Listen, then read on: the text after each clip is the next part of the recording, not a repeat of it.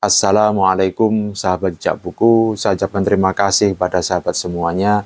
Kita saling berbagi doa, semoga terus-menerus diberi kejembaran dan keberkahan rezeki. Jejak Buku kali ini merangkum sebuah buku, Bicara Itu Ada Seninya. Ini bukunya, buku ini ditulis oleh Oh Soo-hyang, seorang dosen dan pakar komunikasi dari Korea Selatan. Kemampuan bicara bukanlah bawaan lahir. Tidak mungkin anak baru lahir langsung bisa berbicara. Karena itu, buku ini hadir. Bicara itu bisa dipelajari. Bicara itu ada seninya. Apa saja isi buku ini? Simak sampai akhir. Sebelum berlanjut, silakan tombol subscribe dan nyalakan juga lonceng notifikasinya. Karena akan ada banyak ringkasan dan ulasan buku-buku keren yang harus kita tahu. Buku ini terdiri dari 5 bab. Bab pertama tentang perbedaan juara 1 dan juara 2 terletak pada ucapannya.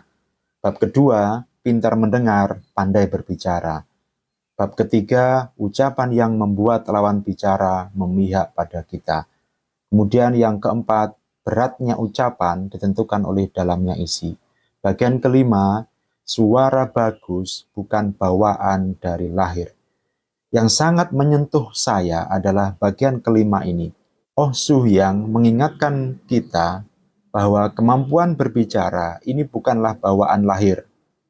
Semua orang bisa mulai mempelajarinya kapan saja.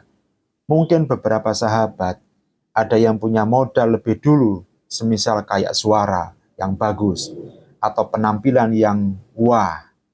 Tapi kita semua bisa belajar mengembangkan seni berbicara ala kita. Kata penulis ini, ada yang maju lebih dulu dan ada yang tertinggal di belakang. Namun, jangan lupa bahwa urutan bisa berubah dengan usaha dan membuang kebiasaan-kebiasaan yang tidak baik. Kemampuan bicara seseorang sebagian besar itu ditentukan saat masih kecil. Biasanya, orang yang pandai berbicara itu mendapat pengaruh yang baik dari orang tuanya. Orang tua yang memberi contoh kebiasaan berbicara yang baik. Mereka dengan telaten mendorong anaknya agar bisa menyampaikan idenya dengan tepat. Intinya adalah setiap orang mempunyai titik start yang sama dalam berbicara. Tidak ada orang yang lahir mahir berbicara. Oh Soo-hyang, penulis buku ini, kemudian memberi contoh nyata pada tokoh-tokoh dunia. Mereka adalah Oprah Winfrey, Barack Obama, dan Steve Jobs. Tokoh pertama adalah Oprah Winfrey. Ia seorang wanita yang mampu membangun kerajaan media bernilai miliaran dolar hanya dengan mulutnya. Siapakah ia? Ia berasal dari kawasan kumuh. Masa kecilnya dijalani dengan tidak mudah. Ia tumbuh dalam kehidupan yang penuh dengan kemiskinan dan kesulitan. Karena itu, ibunya menitipkannya pada kakeknya di Mississippi. Kakek dan nenek Oprah sangat peduli padanya dan memberikan dukungan besar dalam pendidikannya. Mereka mengajari Oprah membaca dan menulis sejak usia dini dan memberinya banyak buku untuk dibaca.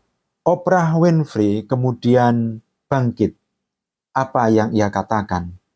Saya ada hari ini karena membaca.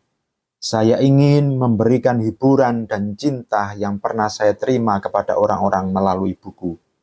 Buku mengajarkan saya bahwa hidup ini memiliki harapan. Dengan membaca, saya tahu bahwa di dunia ini banyak juga orang yang keadaannya sama dengan saya. Buku memperlihatkan kepada saya tentang orang-orang sukses dan mereka bisa mewujudkan impian-impian mereka. Baginya adalah hidup akan berubah jika pemikiran berubah. Hidup akan berubah dengan mengubah cara bicara kita. Tokoh kedua adalah Barack Obama. Saat berusia 2 tahun, ayahnya berasal dari Kenya dan berkulit hitam, itu bercerai dengan ibunya yang berkulit putih. Lalu ibunya menikah dengan orang Indonesia. Ia tumbuh dalam asuhan kakeknya di Hawaii. Ia pernah trauma dan rendah diri sehingga membuatnya tersesat dalam obat-obatan terlarang.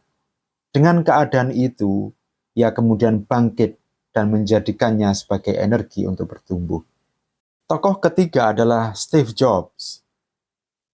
Ia juga pernah trauma dan rendah diri karena merupakan anak adopsi. Ia minum obat-obatan terlarang dan meninggalkan bangku kuliah. Semua masalah kemudian menjadi energi dan kemudian mereka, tokoh-tokoh tersebut, bangkit. Apa kunci sukses mereka bertiga? Mereka berlatih tanpa henti, mengasah kemampuan bicaranya. Mereka sangat mencintai pekerjaan yang mereka lakukan.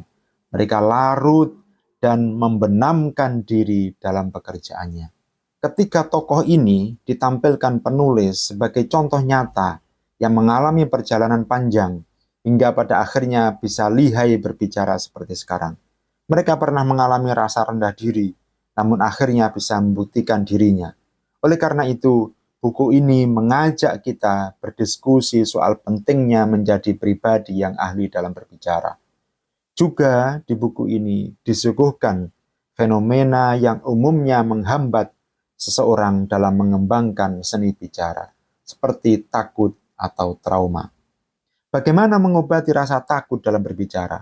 Solusinya adalah berpikirlah bahwa audien bukan menilai kita, tapi mendengar kita.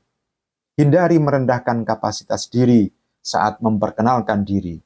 Jangan menceritakan kekurangan kita pada audien. Pelajari konten yang baik. Saat kita menguasai apa yang kita sampaikan, audien akan melihat dengan sorot mata lembut dan mendengarkan, bukan menghakimi. Lengkapi dengan bahasa nonverbal atau gerak tubuh. Albert Mehrabian, seorang psikolog Amerika, menyebut suara dan gerak tubuh adalah unsur yang sangat penting dalam berbicara. Ucapan itu dipengaruhi oleh 7% isi yang dibicarakan, kemudian 38% suara, dan 55% adalah gerak tubuh atau nonverbal. Agar lancar berbicara, buatlah semacam storytelling.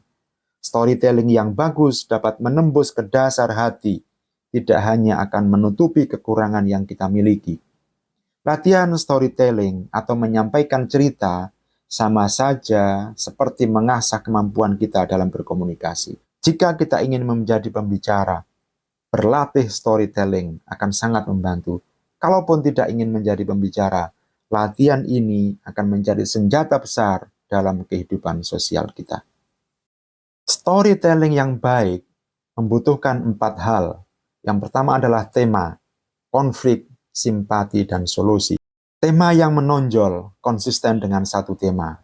Konflik dibuat agar audien tenggelam dalam cerita. Audien juga harus dapat merasakan simpati terhadap cerita tersebut. Dan yang terakhir adalah solusi. Cerita yang dramatis harus menyajikan katarsis solusi terhadap konflik. Cerita yang dinilai bagus adalah bisa mengatasi konflik. Katarsis di sini adalah pelepasan emosi atau keluh kesah yang tersimpan di dalam batin. Dalam ilmu psikologi, katarsis juga dimaknai sebagai cara untuk melampiaskan emosi secara positif agar seseorang merasa lebih lega dan bisa menjalankan aktivitas sehari-hari dengan perasaan yang lebih baik.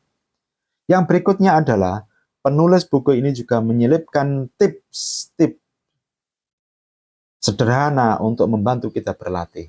Mulai dari latihan teknis sampai penguatan motivasi sehingga kita bisa lebih percaya diri.